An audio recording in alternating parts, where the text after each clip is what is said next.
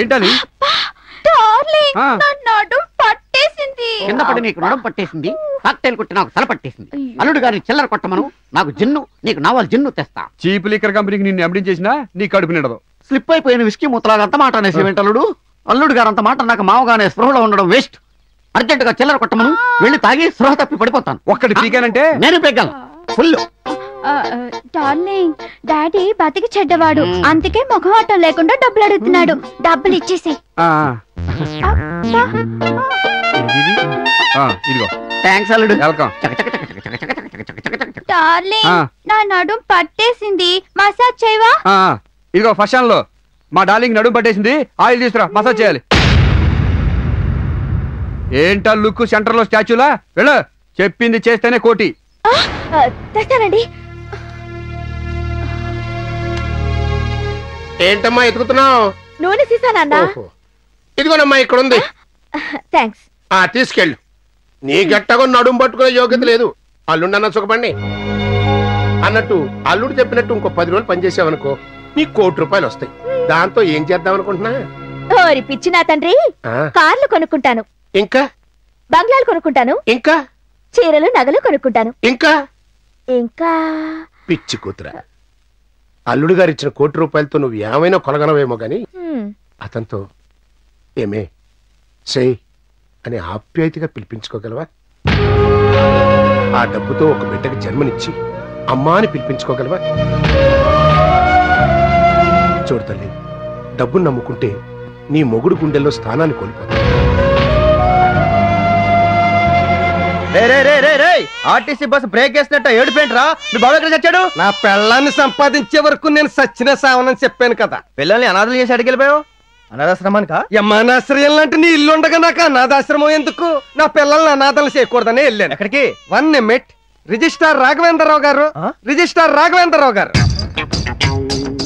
నమస్కారం సార్. శంకరాభరణ శంకర శాస్త్రి గారు, శంకరాభరణ శంకర శాస్త్రి గారు. నమస్తే. తర్వాత ఎవరు? స్వాతి ముత్యం కమలాసన? కాదు, డాక్టర్ చక్రవర్తి గారు. డాక్టర్ చక్రవర్తి గారు. Hello sir. హలో. నిన్ను పిలవలేదు కదా, నువ్వెందుకు వచ్చావు? ఆ మంది క్యాజువల్ విజిట్లే. అవును, ఈ బ్రదర్స్ అంతా ఎవరు? అక్కడికే వస్తున్నా. ఈయన రిజిస్ట్రార్ రాఘవేంద్రరావు గారు. నా పద్దుకి నాకు చట్టబద్ధంగా వివాహం జరిపించిన విశాల హృదయం. ఈయన శాస్త్రి గారు. నీ కూతురికి నాకు పెళ్లి జరిపించిన మహానుభావుడు. అరుంధతి నక్షత్రాన్ని బైనాక్యులర్ లో చూపించిన ఆ జానుబాబు. ఇకపోతే ఈయన నా పద్దుకి పురుడు పోసింది, నా లవకుశలకి బర్త్ సర్టిఫికెట్ ఇచ్చింది ఈయనే. అల్లుడు, నీ ప్రతిపక్షం గారు ఇన్ని సాక్ష్యాలతో వచ్చాడంటే నా ఎడంకన్ని ఎందుకో కీడుని శంకిస్తుందయ్యా. బ్లడ్ పంచి ఇచ్చిన నీకెంత అనుమానం ఉంటే జీవితాంతో బెడ్ షేర్ చేసుకోవాల్సిన వాడిని నాకెంత అనుమానం ఉండాలి? ఏంటండి మీరు ఆ పొరబొగ్గు చెప్పే మాటలు నమ్ముతున్నారా? నీ సాక్ష్యాలు చూపించిన తర్వాత కూడా నువ్వు సతీ సావిత్రి అంటే నన్ను ఎలా నమ్మంటావు? నీకు వాడికి లింక్ లేకపోతే లంకె బిందె లాంటి కమల పిల్లని ఇక్కడ ఎందుకు తీసుకొస్తాడు? అమ్మో, ఇక లాభం లేదు. రేపే నీకు నాకు తొందరగా మీరు ఎడాకులు రెడీ చేసుకుంటే మేము మావిడాకులు రెడీ చేసుకుంటాం.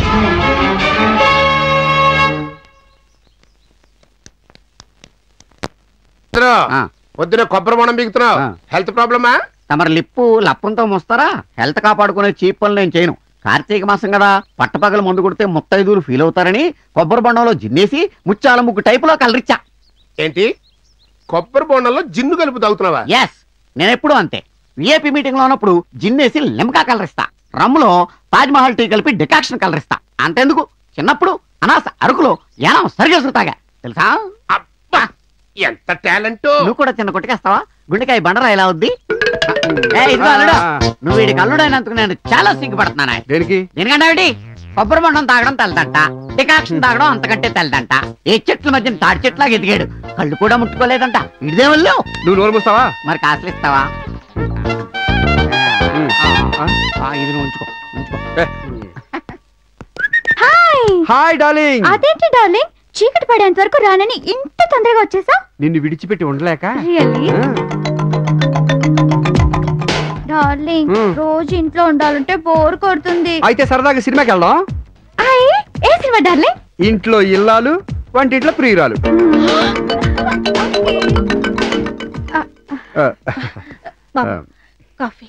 అత్తయ్య గారు, భార్యాభర్తల బంధం కలకాలం ఉండాలంటే ఏం చేయాలండి? భర్త మందు కొడితే భార్య మాట్లాడకూడదు, భార్య తిరిగి కొడితే భర్త మాట్లాడకూడదు. అయ్యో నాన్న. సారీ, నారి నారి నడుమ మురారి, మధ్యలో ఎంటర్ అయితే మందు దిగిపోతాయి. దిక్క ముందు వెళ్ళిపోయా. వెళ్తారా? బాబు సత్యనారాయణ వ్రతం చేస్తే శుభం జరుగుతుంది. అంతేనంటారా? ముందా ఏర్పాట్లు చూడండి. అలాగే.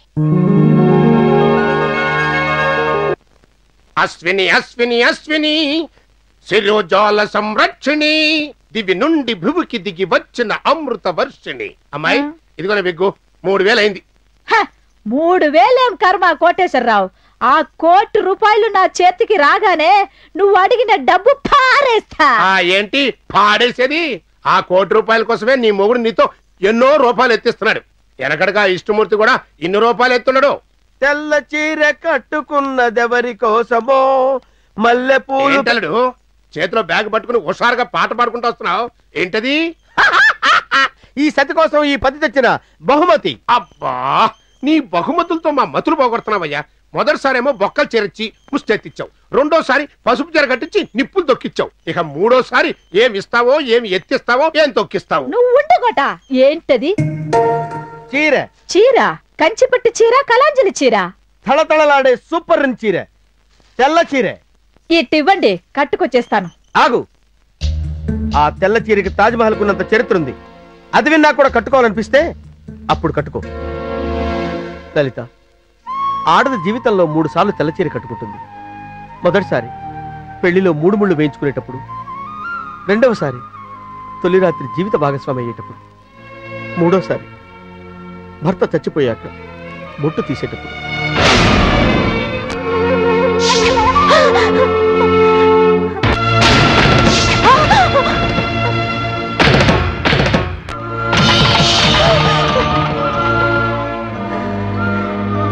నీకు భర్త కంటే డబ్బు ముఖ్యం. ప్రేమానురాగాల కంటే పచ్చ కాగితాలకే ఎక్కువ విలువిస్తావు. నన్ను భర్తగా చేసుకున్నావు గానీ ఏనాడు భర్తగా చూసుకోలేదు. అటువంటిప్పుడు నేనెందుకు? వెళ్ళి ఈ తెల్ల చీర కట్టుకుని ముండమోయి ₹1,00,000 తీసుకొచ్చి నీ మొహాన కొడతాను. అల్లుడు చెప్పింది చాలా కరెక్ట్ అమ్మా. నీకు కావాల్సింది ₹1,00,000 కదా. ఆ చీర కట్టుకుని కోటి దక్కించుకో. కావాలంటే ఆ తర్వాత ఇలాంటి పసుపు తాళ్ళు బోళ్లు కొనుక్కోవచ్చు. ఇలాంటి మొగుళ్ళని నీకు నచ్చినంత మందిని కట్టుకోవచ్చు. ముందు ఆ తాళి తెచ్చేసి తల చీర కట్టుకోమ్మా. ఏమిటి? నన్ను క్షమించండి. మీరేం చెయ్యమన్నా నేను చేస్తాను. కానీ తెల్ల చీర కట్టుకోమని, బొట్టు చెరిపేసుకోమని, గాజులు పగలు కొట్టుకోమని, మాంగల్ని తెచ్చుకోమని మాత్రం అనకండి. నాకు కావాల్సింది డబ్బు కాదు, మీరేనండి.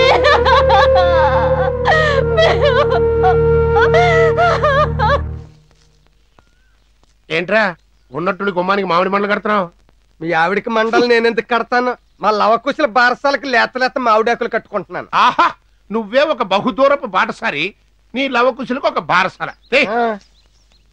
రండి రండి, బారసాలకు గెస్టులు లేరేంటా? నువ్వు టెన్షన్ పడిపోతున్నాను. వెళ్ళి ఆశీర్వదించండి. ఏమండి బాగున్నారా? బాగున్నాం అండి, వెళ్ళండి బాబు. అబ్బో, ఇక్కడ టెంట్ వేసారంటే మంట మీద వంట రెడీ అయిపోయి ఉంటది. మనం ఆల్రెడీ లిక్కర్ వేసాం. ఇప్పుడు స్టఫ్ అయిపోతే లివర్ ఫీల్ అయిపోద్ది, లిక్కర్ వేస్ట్ అయిపోతుంది. హలో మామ, కమాన్. నన్నేనా? కాదు, సంతమావనే. నిన్నేనే దావత్ ఏం పుచ్చుకుంటా? నువ్వు మనసు పెట్టి ఇచ్చావనుకో మొగలు మోనార్క్ పుచ్చుకుంటాను, రైలుగా ఇచ్చావనుకో రాయల్ ఛాలెంజ్ పుచ్చుకుంటాను, కోపంగా ఇచ్చావనుకో కింగ్ ఫిషర్ పుచ్చుకుంటాను, ఎట్టకోరంగా ఇచ్చావనుకో 8 PM పుచ్చుకుంటాను. ముందెళ్ళి బారసాలింది అరగించు, తర్వాత ప్రేమతో ఇస్తాను పురుగుల మందు పుచ్చుకుంటూ.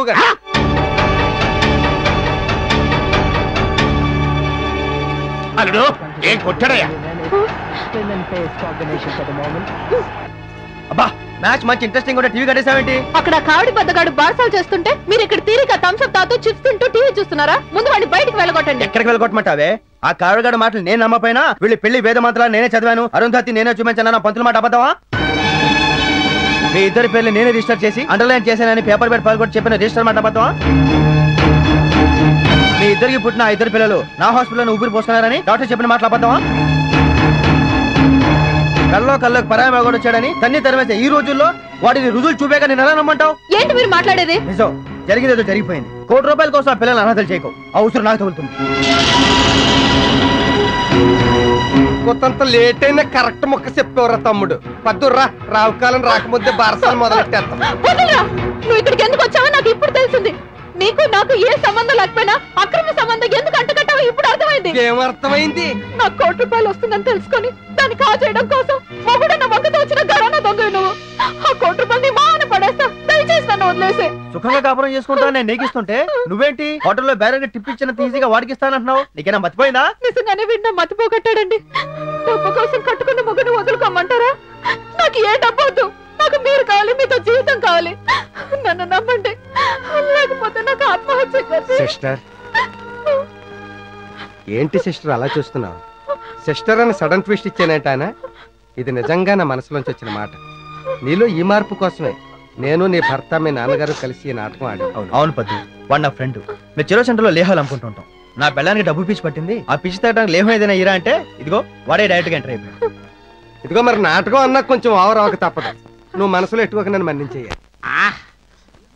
ఎక్స్క్యూజ్ మీ, మన దగ్గర వాటర్ ఉందా? లేదండి. వాటర్ లేకుండా పువ్వులు ఎందుకు చేతిలో వెళ్ళాలే? ఊరంతా వరదలు వచ్చి మునిగిపోతున్నా, ఇంట్లో వాటర్ దొరకదు. ఆవేశంలో రా తాగేసాం, కడుపంతా మండిపోతుంది. వాటర్ కావాలి మిక్సింగ్. ఎక్కడ కొబ్బరికాయ పగల కొడితే నీళ్ళు వస్తాయి, తాగితే మిక్స్ అయిపోతాయి. యా యా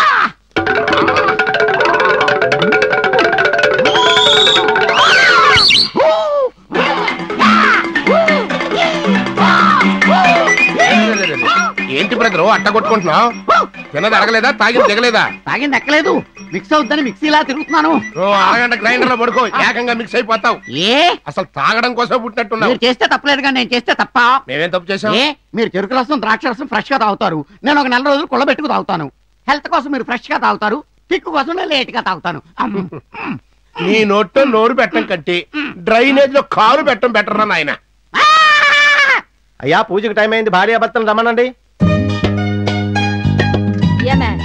ఈ చీరలో నువ్వు సీతాకోక చిలకలా ఉన్నావు. నువ్వు శోభనానికి ఒప్పుకోకపోయినా నిన్ను వ్రతం దగ్గర కూర్చోపెట్టుకుంటున్నారంటే మీ ఆయన బంగారమే.